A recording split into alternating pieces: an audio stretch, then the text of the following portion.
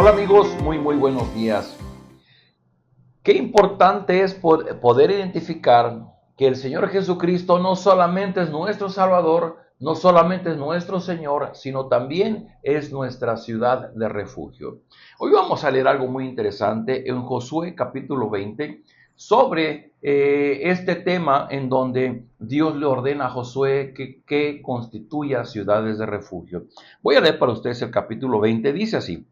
El Señor le dijo a Josué: pídele a los israelitas que designen algunas ciudades de refugio, tal como se lo ordené por medio de Moisés. Así, cualquier persona que mate a otra accidentalmente o sin premeditación podrá huir a esas ciudades para refugiarse del vengador del delito de sangre. Cuando tal persona huya a esas ciudades, se ubicará a la entrada y allí presentará su caso ante los ancianos de la ciudad. Acto seguido, los ancianos lo aceptarán en esa ciudad y le asignarán un lugar para vivir con ellos.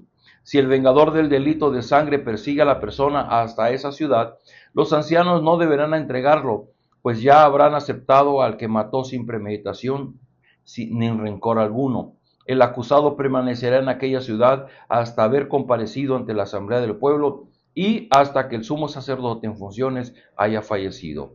Solo después de esto, el acusado podrá regresar a su lugar y al pueblo del cual huyó tiempo atrás. En respuesta a la orden de Josué, los israelitas designaron sedes en Galilea y en la región montañosa de Neftalí, Siquem en la región montañosa de Efraín y Kiriat Arba, conocida como Hebrón, en la región montañosa de Judá. Al este del río Jordán escogieron las tres ciudades siguientes: Béser en el desierto que está en la meseta perteneciente al territorio de la tribu de Rubén, Ramot de Galad en el territorio de la tribu de Gad y Golán de Basán en el territorio de la tribu de Manasés. Todo israelita o inmigrante que hubiera matado accidentalmente a alguien podría huir hacia una de esas ciudades para no morir por mano del vengador del delito de sangre antes de ser juzgado por la asamblea. Mire, en estos tiempos del pueblo israelita, pues no tenían una policía como la tenemos nosotros, que andan uniformados, armados y en vehículos para capturar a los infractores de la ley. En aquel tiempo, si una persona se veía involucrada en una infracción a la ley, en este caso en un asesinato, que era algo muy grave, pues lo que debían hacer es que estaba instituido por la justicia de Dios que ojo por ojo y diente por diente. Entonces, si yo mato a alguien, se le permitía al familiar más cercano a la persona que había fallecido ser el vengador de sangre. Y entonces podía tomar su espada con todos los derechos de la justicia que le otorgaba y delante del pueblo asesinar a aquel que había asesinado a su familiar. Eso era en tiempos de los israelitas, pero hay una salvedad. Dios, queriendo ser justo, Dios dice, bueno, pero seguramente habrá ocasiones en que alguien provoque la muerte de otra persona, pero no fue premeditado, fue accidental, ¿no? Fue involuntario.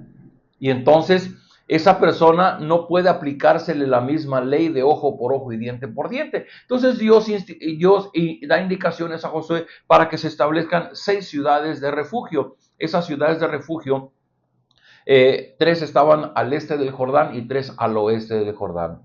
Y el propósito principal de esas ciudades era salvar a aquel que había asesinado de manera involuntaria y el evitar que la tierra se llenara de sangre, porque entonces nunca pararían las venganzas de unos con otros y iba a haber demasiada sangre en medio del pueblo.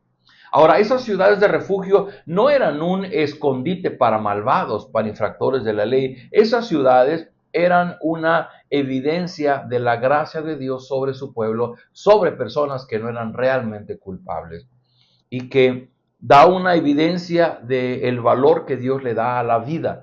Por eso en los 10 mandamientos dijo, no matarás, porque Dios valora la vida de las personas. Y bueno, si alguien se ve involucrado involuntariamente, esa persona no debería de morir y Dios establece una pauta para que esa persona no muera.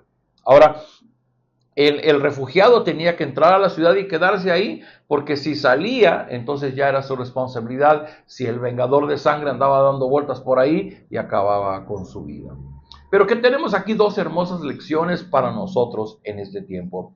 Número uno, porque la Biblia establece que nosotros como personas desobedientes delante de Dios merecemos una paga y la paga del pecado es la muerte, nuestro rompimiento en nuestra relación con Dios y nuestra muerte física. A eso estamos condenados. Y no tenemos refugio, no tenemos salvación, porque esa sentencia se va a cumplir sobre nosotros. Sin embargo, de la misma manera que un infractor de la ley en ese tiempo que no era voluntario o que había participado accidentalmente, tenía que ir a esas ciudades estaban distribuidas por todas las 12 tribus de Israel, y se calculaba que estaban tan distribuidas que cualquier infractor no podía o tardaría cuando mucho un día en poder llegar y refugiarse en esas ciudades. Y las ciudades no tenían candado, no tenían portones, podían entrar libremente los que se iban a refugiar, llegaban a hablar con el consejo de ancianos, explicaban su caso y entonces se les daba un refugio dentro de la ciudad. De la misma manera, esa ciudad refugio es una figura del Señor Jesucristo para nosotros, porque nosotros estamos condenados por nuestra desobediencia, por nuestro pecado, y no tenemos salvación. La sentencia para nosotros es la muerte. Sin embargo, nosotros corremos a la ciudad de refugio que es Cristo, y en Cristo podemos encontrar el lugar más seguro para nosotros. Para los infractores de la ley en este tiempo, la ciudad era su refugio, pero para nosotros hoy día, nuestro más seguro refugio es Jesucristo. Cuando podemos acudir a Él y podemos encontrar el ser librados de la ira de Dios, del castigo de Dios sobre el infractor de la ley. Pero en segundo lugar, hay otra cosa también muy hermosa, porque dice aquí en este mismo capítulo, versículo 6, el acusado permanecerá en aquella ciudad hasta que el sumo sacerdote en funciones haya fallecido. Bueno, si el sumo sacerdote era ya un anciano, pues realmente pasaba poco tiempo para que pudiera ser libre. Si el sumo sacerdote era una persona más joven, pues tendría que esperar más años.